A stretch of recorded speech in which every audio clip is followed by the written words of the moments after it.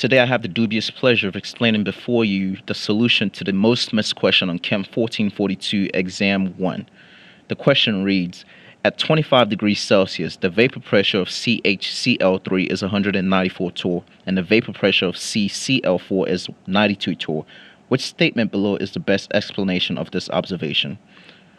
Now, before we begin, it is imperative that you realize that there are three key words here that you have to know the definition, and if you don't, I recommend that you go back to the book and read these.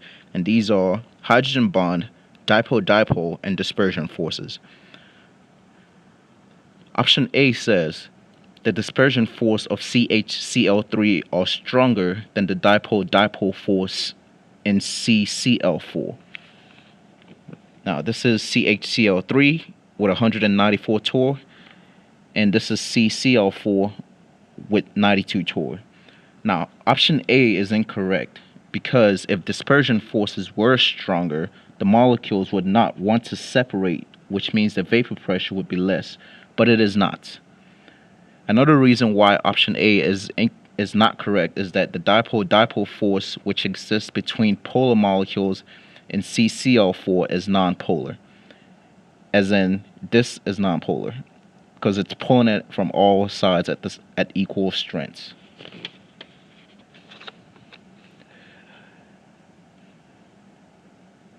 Option C says the dipole-dipole force in CCl4 are stronger than the dispersion force in CHCl3. Again, C is not the correct answer because CCl4 is nonpolar, which means it can't be a dipole-dipole interactions. Option D reads, the dipole-dipole force in CHCl3 are stronger than the dispersion force in CCl4. Again, this is incorrect. Well, it makes sense in the sense the definition of dipole-dipole force and dispersion force, but the statement is wrong when the magnitude of vapor pressure, which is when the magnitude of vapor pressure is taken into account.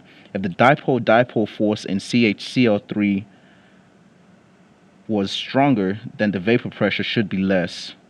The molecules would not want to separate, but in this case, as you can see, the vapor pressure is higher, which means the molecules are separating and it's pushing against this balloon. Compared to CCl4, where it's not pushing, there's not as much force being exerted on the balloon to inflate it.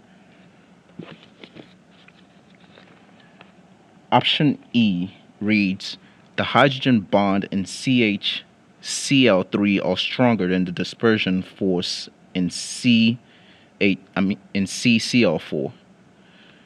Now, it's a way I remember hydrogen bonds are fun. So for it to be a hydrogen bond, it has to have fluorine, oxygen, or nitrogen in it. Now, there is no hydrogen bond in CHCl3. If you notice here, this H is not bonded to one of these three. Instead, it is bonded to a carbon, which is not a hydrogen bond. So there's no hydrogen bond in CHCl3. Secondly, if there was a hydrogen bond, then the vapor pressure would be less because the molecules would not want to separate.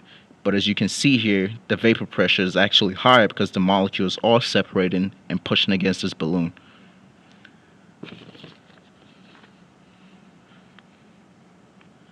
B is correct because CCl4.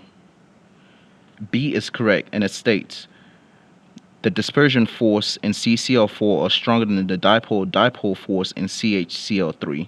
This is correct because CCl4, which can have London dispersion forces, has a lower vapor pressure than CHCl3, which means its molecules will not want to separate, which is the case here. So because this has a higher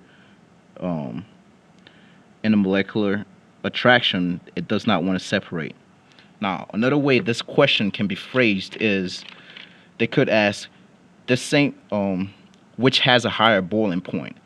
In this case, it would be CCl4 because it has a lower vapor pressure, which means more heat is required to disrupt the electrostatic interactions not bonds. So the electrostatic interactions, not the bonds itself.